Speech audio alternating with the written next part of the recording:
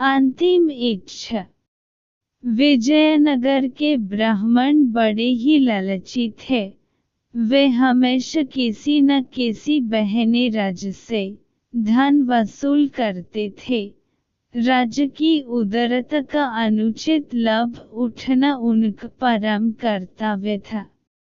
एक दिन राजा कृष्णदेव राय ने उनसे कहा, मरते समय मेरी मां ने आम खाने की इच्छा व्यक्त की थी, जो उस समय पूरी नहीं की जा सकी थी। क्या अब ऐसा कुछ हो सकता है जिससे उसकी आत्मा को शांति मिले? महाराज, यदि आप 108 ब्राह्मणों को सोने का एक आम भेंट कर दें, तो आपकी मां की आत्मा को अवश्य शांति मिल जाएगी। ब्राह्मणों को दिया दान मृतात्मा तक अपने आप पहुंच जाता है। ब्राह्मणों ने कहा।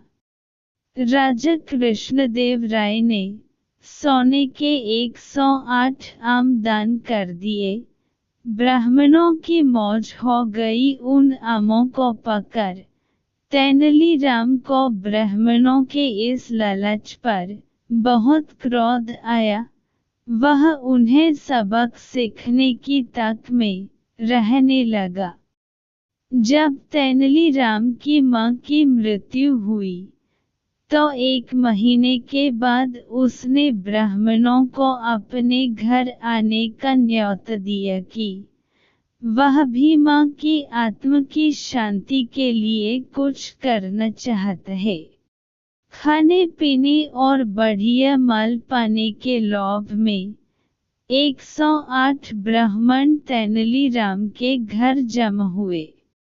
जब सब आसनों पर बैठ गए, तो तेनालीराम ने दरवाजे बंद कर लिए और अपने नौकरों से कहा, जाओ, लोहे की गरम सलाखें लेकर आओ और इन ब्राह्मणों के शरीर पर दागो।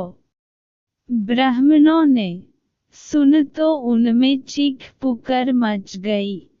सब उठकर दरवाजों की ओर भागे, लेकिन नौकरों ने उन्हें पकड़ लिया और एक बार सभी को गरम सलाखें दागी गईं। बात राजा तक पहुंची। वह स्वयं आए और ब्राह्मणों को बचाया।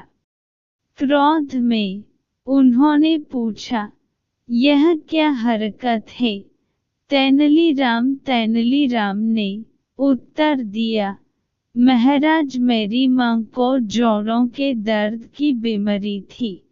मरते समय उनको बहुत तेज दर्द था। उन्होंने अंतिम समय में यह इच्छा प्रकट की थी कि दर्द के स्थान पर लोहे की गरम सलाखें दागी जाएं, ताकि वह दर्द से मुक्ति पाकर चैन से प्राण त्याग सकें। उस समय उनकी यह इच्छा पूरी नहीं की जा सकी, इसलिए ब्राह्मणों को सलाखें दागनी पड़ी। राजहंस पड़े। ब्राह्मणों के सिर शर्म से झुक गए।